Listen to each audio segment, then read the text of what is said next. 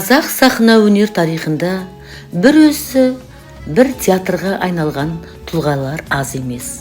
Бүгінде туғанына 105 жыл толып отырған Қазақстан және КСР халық артисі, КСР мемлекеттік сыйлығының иегері Хадиша Бөкеева сондай қайталанбас дара шеберлердің бірі.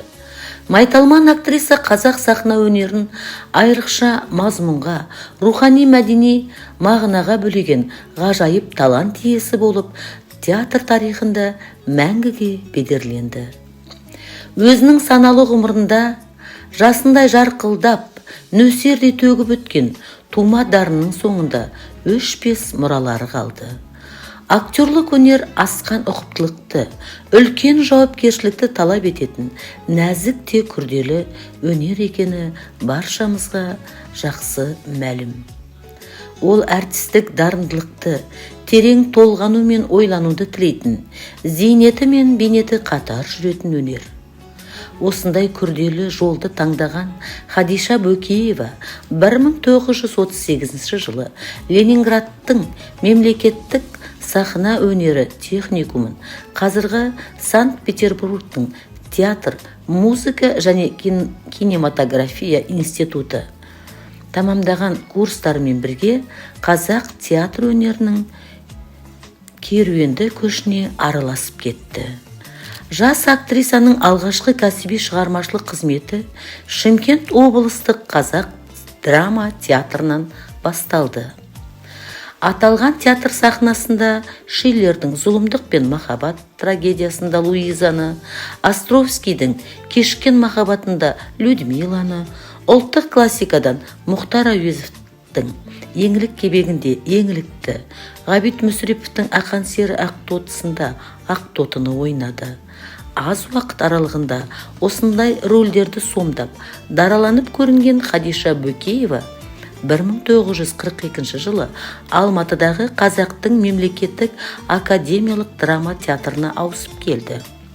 Әрине, бұл театрдың сахнада ұлттық театрымыздың негізін қалаған Қуанышбаев, Қожамқұлов, Өмірзақов сынды тағы басқа алыптар тобымен қатар жүріп, талай асуларға көтерілді.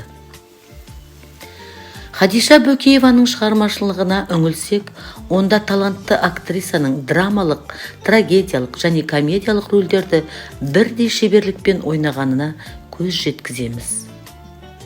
Хадиша Бөкееваның актерлік шеберлігіне қатысты әр жылдарда талай мақалалар жазылды.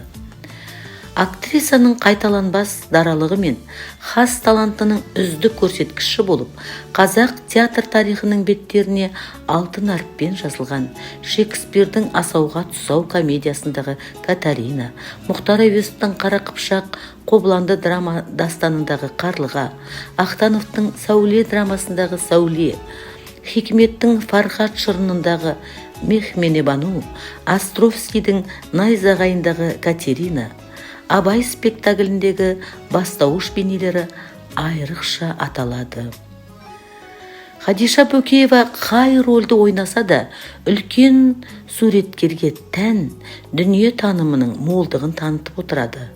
Актриса жасаған бейнелерде тек шынайылық қана емес, ұлттық мінез құлық, адамзатқа тән табиғи болмыс аңғарылады.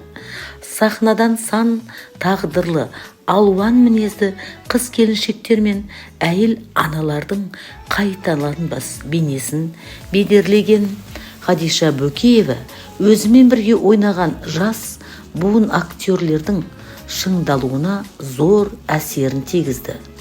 Хадиша Бөкеева ұлттық кино өнерінде де өз қолтаңбасын қалдырды. Ұлы актрисаның айналасындағы адамдармен қарым-қатынасы ерекше болды. Асыл жүрегі өнер деп соққан ардақты апамыз соңына ерген жастарға қайырымдылық пен мейірімділіктің озық үлгісін көрсетіп берді. Оның соңына қалдырған мол мұрасы болашақ ұрпақтар үшін үлкен қазына, таптырмайтын рухани бастау болып қала беретіні сөзсіз.